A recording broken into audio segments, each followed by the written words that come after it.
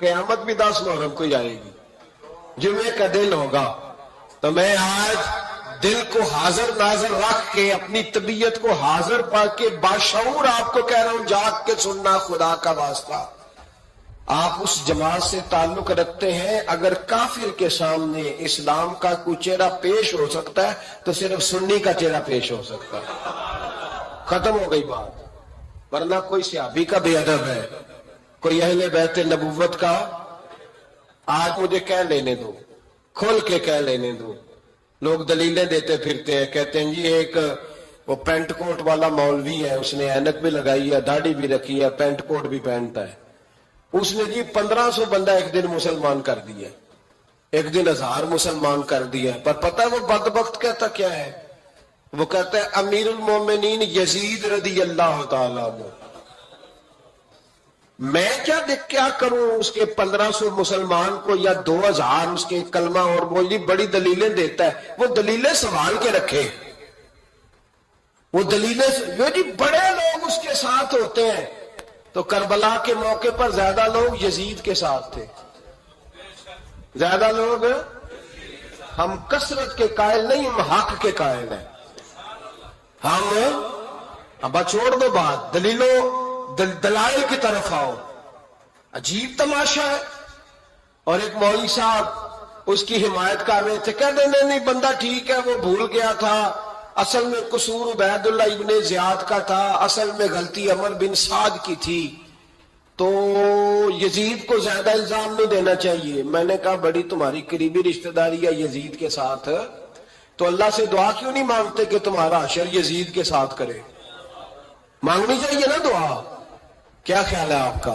ہم الحمدللہ جمعے والے دن مسجد میں بیٹھ کے دعا کرتے ہیں، یا اللہ ہمارا حشر امام حسین کے غلاموں میں کرنا. تو بھی کرنا، جرت کر، جرت ہماری جرت دیکھ. ہم یہ نہیں کہتے ان کے ساتھ کر، ہم کہتے ہیں یا اللہ ہمارا حشر ان کے، ہماری جرت دیکھو، ہم ان کے غلاموں میں، قدموں میں، نوکروں میں بیٹھنے کو دعا مانگ رہے ہیں. یا اللہ ہمارا ان کے غلاموں میں، غلاموں کے. تو بھی جرت کر دلیری، کر جرت، کہ یا اللہ میرا حشر یزید کے ساتھ کر دلیری. اگر اتنا ہی اچھا تھا تو بے شرمو اتنا ظلم نہ کرو، اتنی زیادتی، اتنا ظلم نہ کرو. یہ ظلم ہے. امام حسین جمعے والے دن خطبہ پڑھنے لگے. جمعے سے پہلے امام حسین نے خطبہ پڑھا اور آپ نے ایک جملہ کہا جو ہمیشہ یاد رکھا جائے گا. آپ نے فرمایا یزید کو جا کے بتا دو کہ مجھ جیسا تجھ جیسے کی بیعت نہیں کر سکتا. او کیا فکرہ ہے امام علی مقام کا. فرمانے لگے مجھ جیسا تجھ جیسے کی بیعت. اور آپ فرمانے لگے بتاؤ اس وقت پوری دنیا میں کوئی نبی کا نواسا موجود ہے میرے سوا؟ حضرت آدم سے لے کر مصطفیٰ کریم تک اس وقت پوری دنیا میں کوئی نبی کا نواسا ہے؟ اور فرمایا اگر میں ہی ہوں پوری کائنات میں. لوگ کہتے ہیں فلانا علامہ صاحب کی تبلیغ بڑی ہے.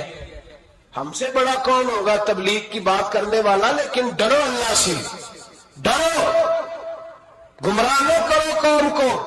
یہاں تباہی اتر گئی ہے. کوئی بڑی داڑھی رکھ کے معاذ اللہ تعالیٰ اہل بیت کے بارے میں بکواس کرتا ہے، اور کوئی بالکل داڑھی مڈا کے ننگا سر کر کے ممبروں پہ ناچتا ہے اور صحابہ کے بارے میں بکواس کرتا ہے.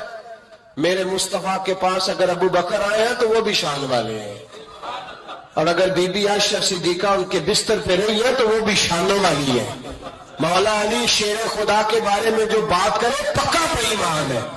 عجیب تماشا لگ گیا ہے جی. جو رب نبی پاک کے جسم کے قریب مکھی نہیں آنے دیتا وہ گندا بندہ حضور کے قریب آنے دیتا ہے؟ عجیب تماشا ہے. امت کو تباہ کر رہے ہو، کافر کو موقع دے رہے ہیں یہ کہنے کا کہ تمہارے نبی کے پاس بیٹھنے والے ٹھیک نہیں تھے. اگر حضور کے پاس بیٹھنے والے ٹھیک نہیں تھے تو بعد والے کیسے ٹھیک ہو گئے؟ تو یہ باز آنا چاہیے ان بے شرموں کو. یہ امت میں تفرقہ ڈالتے، بے حیائی کرتے. سنو اور یاد رکھو، حضرت امام حسین نے خطبہ پڑھا نا جب جمعے والے دن، فرمایا مجھے پہچانا تو میں کون ہوں؟ تو عمر بن سعد بولا پکے نمازی بولے. عمر بن سعد کہنے لگا حسین جلدی کر، ہمارا جمعہ لیٹ ہو رہا ہے. بلے ہو نمازیو، جلدی کر ہمارا آئے ہائے کیا نماز ہے. یعنی نبی پاک کے نواسے کو شہید کریں گے اور شہادت کے بعد جمعہ پڑھیں گے اور نماز میں کہیں گے اللہم صلی علی محمد وعلی آل محمد. ان کو شہید کر کے قتل کر کے جمعے کا خطبہ دیا جا رہا ہے اور نماز پڑھی جا رہی ہے اللہم صلی علی محمد وعلی. تو میرا سنی بڑا بھولا ہے، کہتا ہے جی وہ زیادہ نمازیں پڑھتے ہیں. تو زیادہ نمازیں تو عمر بن سعد بھی پڑھتا تھا.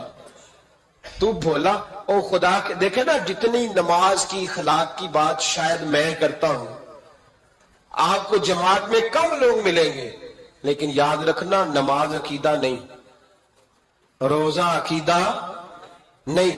عقیدہ حسین ہے، عقیدہ حسن ہے، عقیدہ علی ہے، عقیدہ عثمان غنی ہے، عقیدہ عمر فاروق ہے. میں اس شخص کو کیا کروں؟ مجھے اس شخص کی کیا ضرورت ہے جو ممبر پہ بیٹھ کے کہتا ہے حسین ابن علی باغی تھے؟ وہ شخص، اس کی نماز روزہ حج زکات دیکھا جائے گا. آؤ قرآن مجید سورہ شورا آیت نمبر 23، گھر جا کے قرآن مجید کھولو، یہ والی آیتیں بھی پڑھا کرو، یہ والی بھی کھولا کرو. صحابہ جمع ہو کے نبی پاک کے پاس آئے، عرض کی یا رسول اللہ صلی اللہ علیہ وسلم آپ کے خرچے زیادہ ہیں، آمدن کا ذریعہ کوئی نہیں. جس طرح آج لوگ ہر پیر صاحب سے نہیں پوچھ رہے، علامہ صاحب سے، کہ آپ کام کوئی نہیں کرتے، کپڑے پھر بھی سفید پہنتے ہیں، کیا ذرائع آمدن ہے، پھر بھی آپ گاڑی میں گھومتے ہیں. ہمارا تو پروگرام تھا مولوی بھوکا مر جائے، پر اس کے پاس آتے ہیں تو یہ تازی چائے پلاتا ہے. کیا مطلب، کس طرح کا رویہ؟ صحابہ کے باہر وہ یہ نہیں سوچتے تھے آتے کام، وہ کہتے تھے آگے بڑھ کے حصہ ڈالے.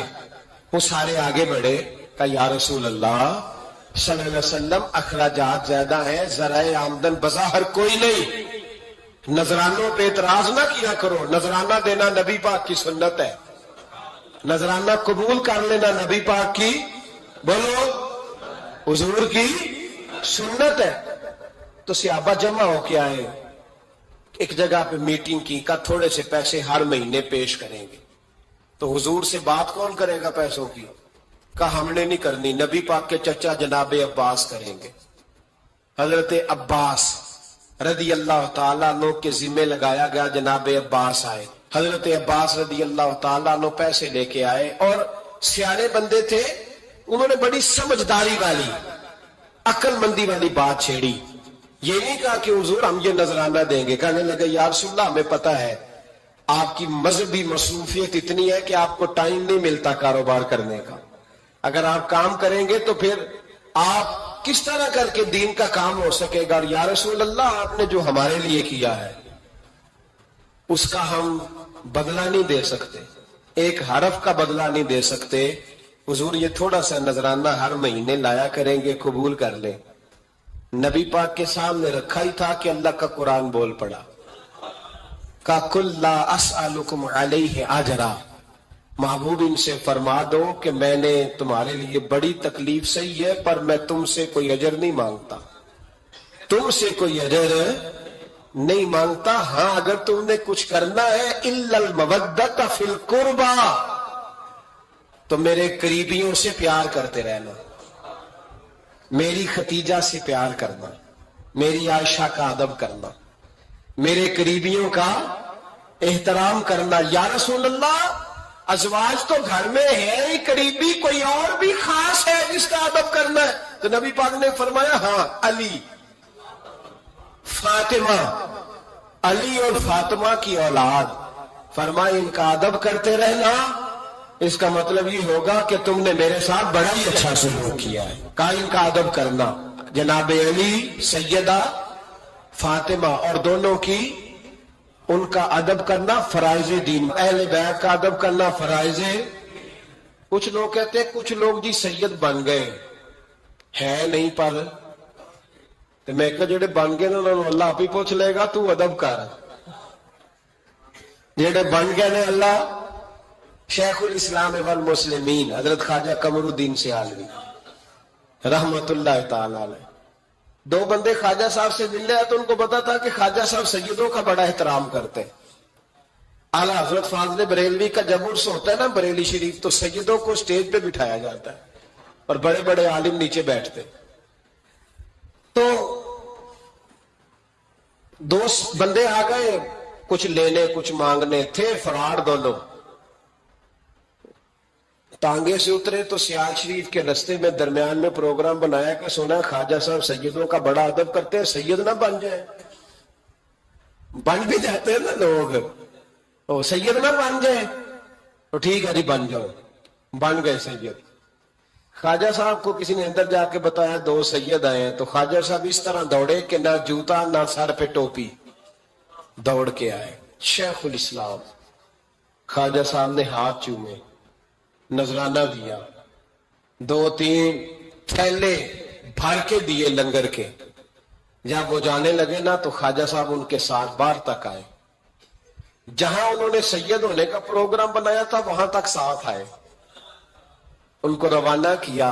तो उनमें से एक बंदा खुद ही बोल पड़ा, कहने लगा हुजूर यहां लोग दरवाजे तक छोड़ने आते हैं या गाड़ी तक?